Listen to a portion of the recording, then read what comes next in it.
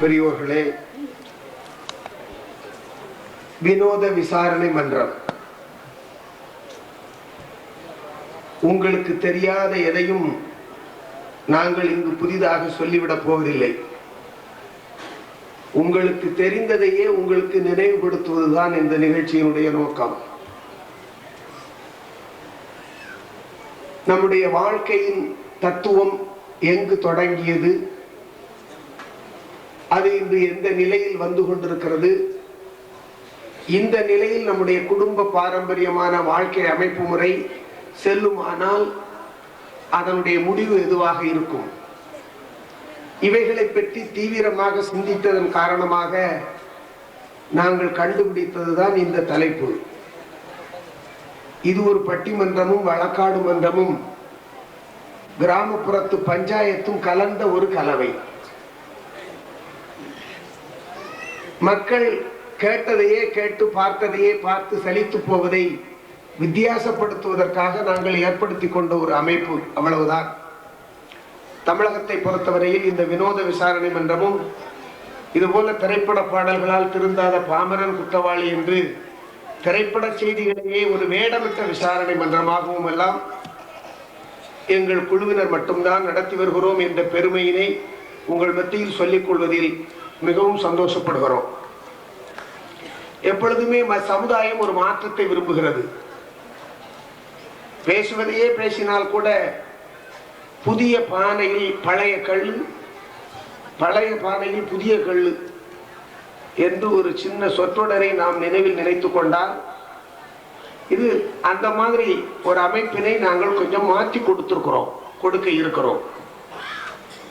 ஒவ்வொரு நிகழ்ச்சிக்கும் ஒரு நோக்கம் இருக்கிறது. நோக்கம் இருக்கணும். நோக்கம் இல்லைன்னா நிகழ்ச்சி சரியா இருக்காது. வேண்டுமானால் எங்க ஐயா சரவண சுப்பு அவர்கள் முன்னால் உட்கார்ந்து இருக்கிறார்கள். எவ்வளவு நேரம் பேசணும்னு நான் கேட்கல.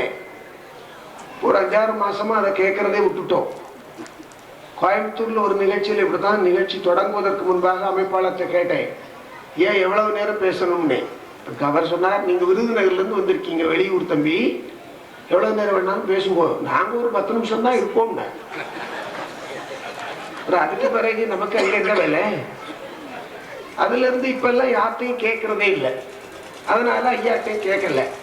அப்ப நீங்க நினைக்கலாம், அப்ப இந்த நிகழ்ச்சி எப்ப முடியும், அடுத்த நிகழ்ச்சி என்று ஒன்று இருப்பதும் எங்களுக்கு தெரியும். ஆகவே அதையும் கருத்தில் கொண்டு நீங்கள் எவ்வளவு தூரம் கேட்கிறீர்கள் என்பதையும் கருத்தில் கொண்டு கேட்பது வரை நிகழ்ச்சி தொடரும். ஏன்னா நிறைய விஷயங்களை நம்ம கூட்டத்துல இருந்துதான் தெரிஞ்சுக்க வேண்டியதா இருக்கு.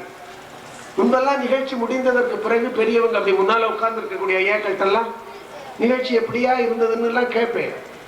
ஏன்னா வளருகிற கலைஞர்கள் அந்த பெரியவருடைய வாழ்த்துக்களையும் சேர்த்து பெற்றால் இன்னும் வளரலாம். ஆனா அருப்புக்கோட்டை பக்கத்துல ஒரு நிகழ்ச்சியில இப்படித்தான் பேசி முடிந்த உடனே ஒரு பெரியவர் முன்னால உட்கார்ந்து இருந்தா அவர்கிட்ட போய் வணங்கிக்கிட்டே போய், ஐயா எப்படியா என் பேச்சு எப்படியா இருந்ததுன்னு. அவர் சொன்னார், வீட்டுல அவ புடுங்கலுக்கு வா புடுங்கல் தேவையில்ல போ.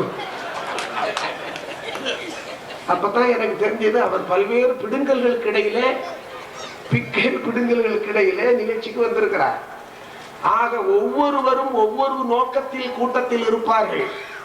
ஒவ்வொரு வயதினர், ஒவ்வொரு அனுபவத்தினர், ஒவ்வொரு எதிர்பார்ப்பினர், இத்தனையும் சேர்த்து நாங்கள் சேர்த்து கொடுப்பது என்பது அது ஒரு மிகப்பெரிய கலை. ஆகவே உங்களுடைய நோக்கத்தை நாங்கள் தெரிந்து கொள்வதை விட எங்களுடைய நோக்கம் எது என்று நீங்கள் புரிந்து கொண்டால் இந்த நிகழ்ச்சியை தொடர்ந்து வருவதற்கு வசதியாக இருக்கும். ஆகவே நம்முடைய குடும்பத்தினுடைய, இந்திய குடும்பங்களினுடைய பாரம்பரியமான சில அமைப்பு முறைகள் இன்று பழுதுபட்டு போயின அல்லது பழுதுபட்டு கொண்டே இருக்கின்றன.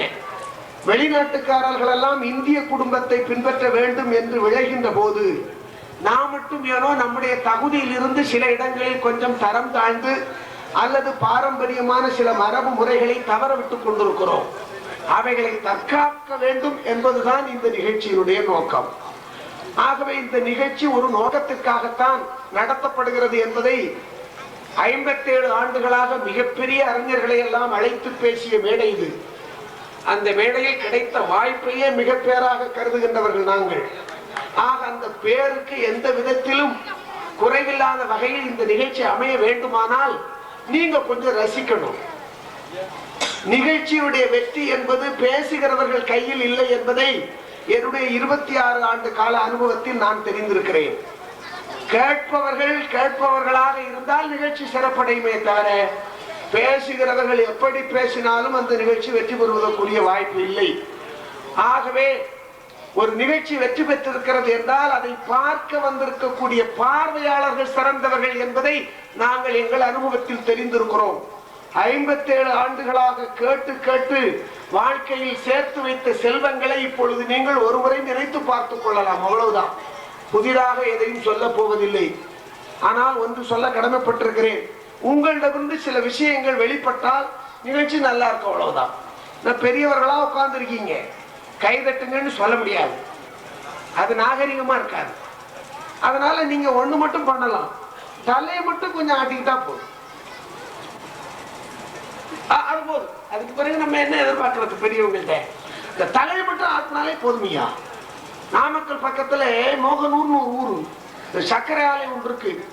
25வது வெள்ளி விழாவுக்காக பட்டிமன்றத்துக்கு போயிருக்கிறோம். மே 1ஆம் தேதி தொழிலாளர் தினம். எங்க முன்னால ஒரு பெரியவர் தீர்ப்பு சொல்லும் பொழுதெல்லாம் 15 நிமிஷத்துக்கு பிறகு நான் பேசுறதே இல்லை. அன்னைக்கு பாத்தீங்கன்னா அரை மணி நேரம் பேசியிருக்கிறேன். ஏன்? என் முன்னால ஒரு 75-80 வயசு மதிக்கத்தக்க ஒரு மிகப்பெரிய ரசிகர் பேச்ச ரசிச்சார் பார்க்கணும் அப்படின்னாரு. நம்ம ஊர்ல கதர் அடிக்கிறவங்க கூட அப்படி தலை அடிக்க மாட்டான், அவர் அந்த அடி அடிக்கிறார், அடிக்கிறார். எனக்கு உற்சாகம். 75-80 வயசுல ஒரு ரசிகர் நமக்கு கிடைப்பார்களா நிகழ்ச்சியில?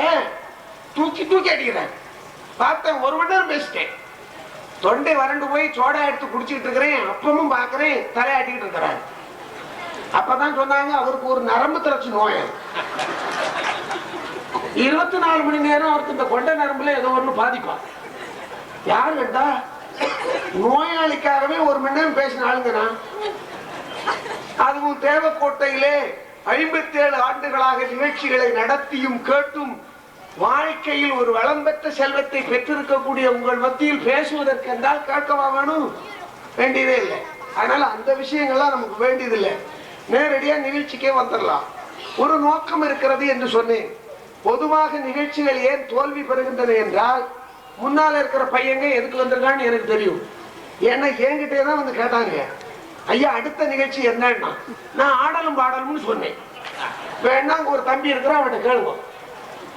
தமிழ்நாட்டு ஒன்னும் பொய் சொல்றதுக்காக வரல, உண்மையிலே அதான். அவன் ஒரு 10 பேரை கூட்டிட்டு வந்துட்டான். அது யாராப்பா? அவனா? சரி, இது பொய்யன்னு இருக்கு, தான் சொல்றேன். எங்கிட்டதான் கேட்டான்.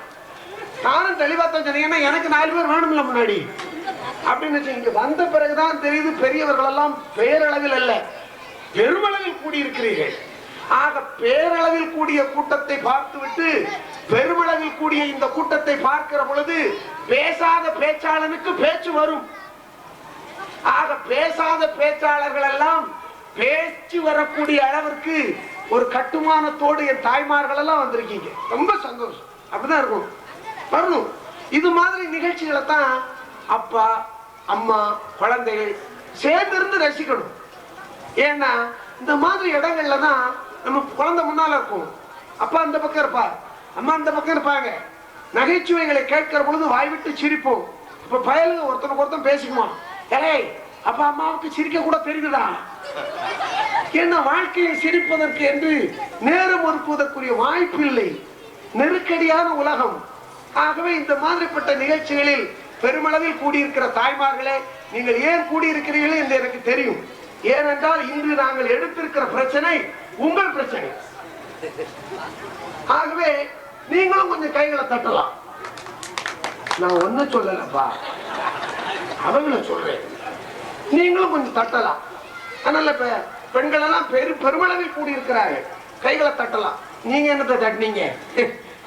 தட்டலாம் கூட பரவாயில்ல, முன்னால இருக்கிறவங்க முதுகியாவது ஒரு தட்டு தட்டிக்கோங்க. ஆனா அது உங்க மாமியாரான்னு பாத்துக்கணும். இல்லைன்னா நாங்க இன்னைக்கு போயிடுவோம். விருந்தினர்காரன் சொன்னோம்னு நீ எதுக்கு என்ன தட்டினான்னு ஒரு நாளை காலையில வீட்டுல பஞ்சாயத்து ஆரம்பிச்சுடும்.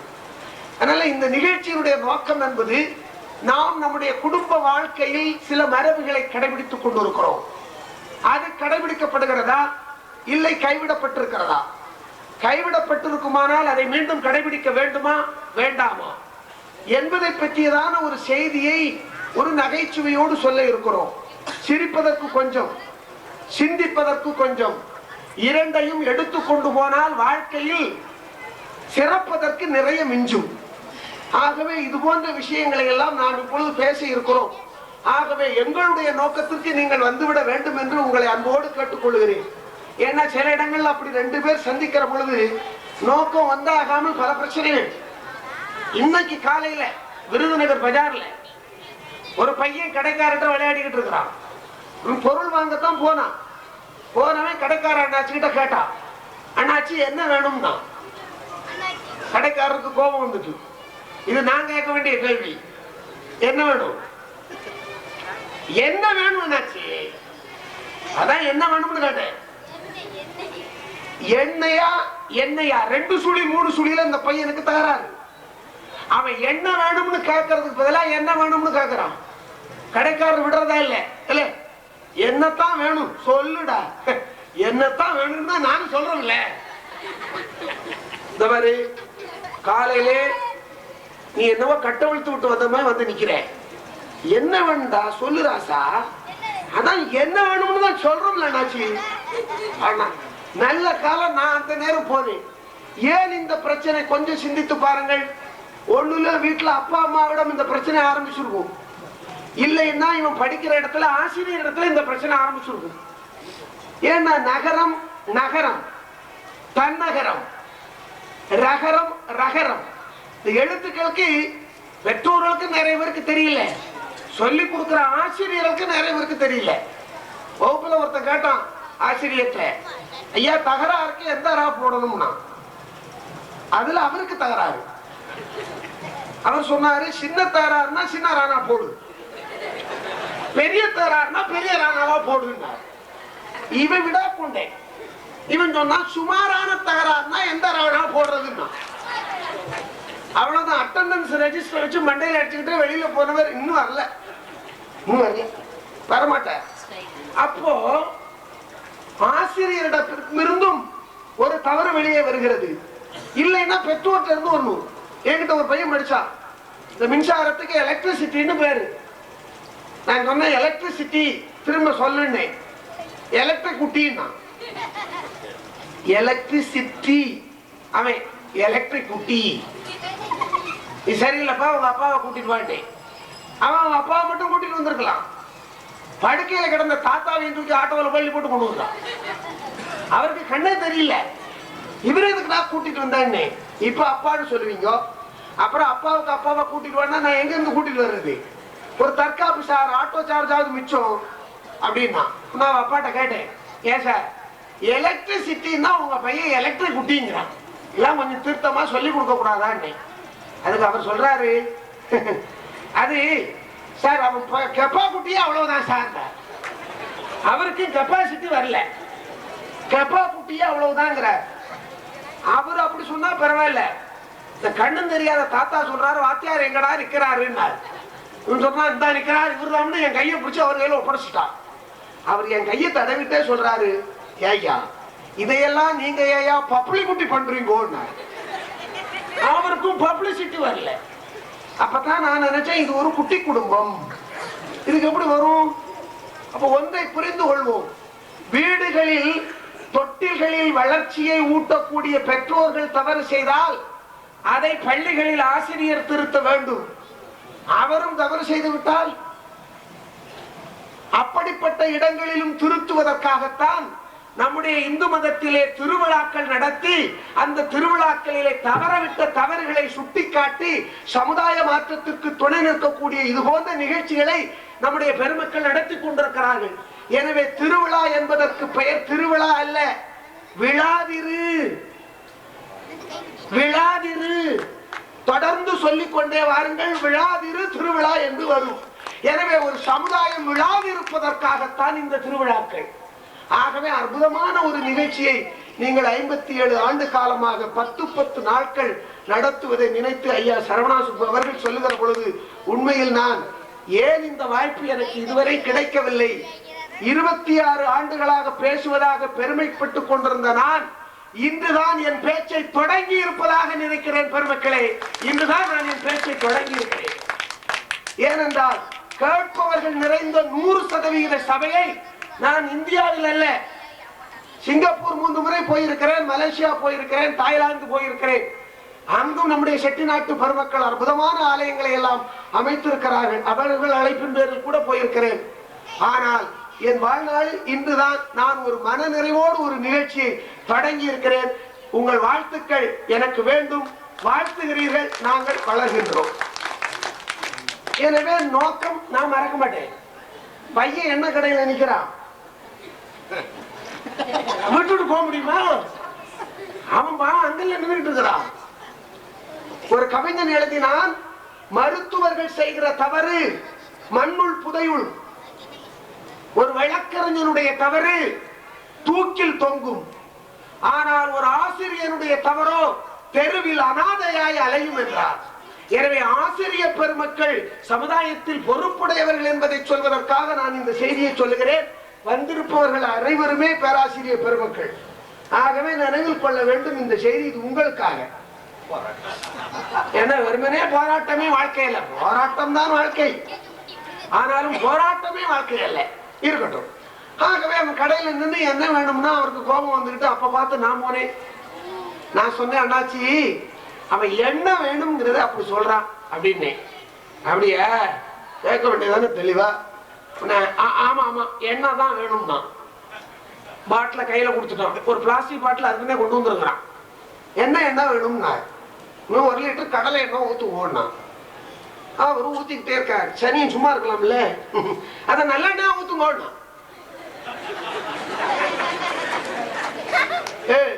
என்ன கேக்குற? கடலை எண்ணெய் தான் கேக்குறேன், அதைத்தான் ஊத்திக்கிட்டு இருக்கேன். அதைத்தான் ஆச்சு, அது நல்லெண்ணெய் ஊத்துக்கோன்னா. அவருக்கு மண்டையில ஒரு மாதிரி வில்லு வில்லுன்னு தெரிக்குது. என்ன காலையில வந்து தொந்தரவு பண்ற? என்ன கேக்குற? கடலை எண்ணெய் அதைத்தான் ஊத்திக்கிட்டு இருக்கேன். அதைத்தான் ஆச்சு சொல்றேன், நல்லெண்ணெயா ஊத்துங்கோன்னா. அவர் எண்ணெயை தூக்கி பையன் மூஞ்சிலே ஊத்தி விட்டார். 2 பேர் சந்திக்கிற பொழுது நோக்கங்கள் ஒன்றுபடவில்லை என்றால் இது போல குழப்பம். கல்யாணங்களுக்கெல்லாம் போகிற பொழுது அந்த நான் முன்னமெல்லாம் என்ன பண்ணுவேன், நான் 47 புத்தகங்கள் எழுதியிருக்கிறேன். எல்லாம் உங்களுடைய தேவக்கோட்டை பெருமக்கள் எனக்கு கொடுத்த வாய்ப்பு தான். நம்முடைய பாரதி பதிப்பகம் இந்த ஊர்க்காரர் தான். நம்ம தேவக்கோட்டை பஞ்சநாதன் புத்தக பூங்கா அவரும் இந்த ஊர்க்காரர் தான். நம்ம லேனா தமிழ்வாணன் அவர்கள் பதிப்பகத்தில் இப்ப என்னுடைய 2 புத்தகங்கள் மிக சிறப்பான விற்பனையில் இருக்கின்றன. அது ஒரு இரும்பு கூண்டு 120 ரூபாய். ஆக 200 ரூபாய்க்கு ஒரு ஜோடி புறாக்களை வாங்கி அந்த கூண்டுக்குள்ள போட்டு இவை போல வாழ்க மணமக்கள் என வாழ்த்தும் கவிஞர் நீலம் மதுமையன் அப்படின்னு எழுதி இந்த ஆள்கிட்ட கொடுத்து விட்டேன். நான் போக முடியல, வெளியூர் போனேன். ஏன் நீங்க நினைக்கலாம் ஒரு ஜோடி காக்காய் வாங்கி உள்ள போட்டு கொடுக்க கூடாதான்? கேட்கலாம்ல. கல்யாண அழைப்புதல பாருங்க, ஒரு ஜோடி புறாக்களினுடைய படத்தை தான் இன்விடேஷனுடைய மேல போட்டிருப்பாங்க. ஏன்? அதற்குள் ஒரு தத்துவம் இருக்கிறது. ஜோடி புறாக்களில் ஒரு புறா இறந்து போனாலும் உயிரோடு இருக்கிற புறா இன்னொரு புறாவோடு வாழுகிற வாழ்க்கை புறாக்களுக்கே கிடையாது. எனவே இதை போல நீ வாழ வேண்டும் என்பதை காட்டுவதற்காகத்தான் புறாக்களினுடைய படத்தை அழைப்புதல்ல போடுறது. நான் அதை உயிரோட பிடிச்சு அனுப்பிட்டேன். இவர் போறார், மயக்க பிடிச்சா இவருக்கு ஒரு மாதிரி இந்த சாமி ஆட்டம் வந்துடும். பிடிச்ச உடனே ஆட ஆரம்பிச்சுட்டார். பாத்தீங்களா இது மாதிரி எங்கேயாவது பரிசு நீங்கள் பார்த்திருக்கிறீர்களா? இந்த புறாக்களை போர் வாழ வேண்டும் என்று கவிஞர் நீல மதுமையின் இந்த புறாக்களை உயிரோடு நமக்கு கொடுத்து அனுப்பியிருக்கிறார்னு கூண்டை தூக்கி கையில குடிச்சுட்டு வந்துட்டார். நாப்பல தங்கமான ஆள். எனக்கு அடுத்த நாள் காலையில 50 பைசாவுக்கு காண வாங்கி ஒரு நன்றி கடிதம் எழுதினார். அன்புள்ள நண்பர் நீல மதுமையின் அவர்களுக்கு, நீங்கள் என்னுடைய திருமணத்திற்காக கொடுத்து அனுப்பிய ஜோடி புறாக்களும் கிடைத்தன. அவை மிகவும் ருசியாக இருந்தன. முடிந்தால் இன்னொரு ஜோடி கொடுத்து அனுப்புவோம். அட சண்டாள பாவி, என்னுடைய நோக்கம் என்ன?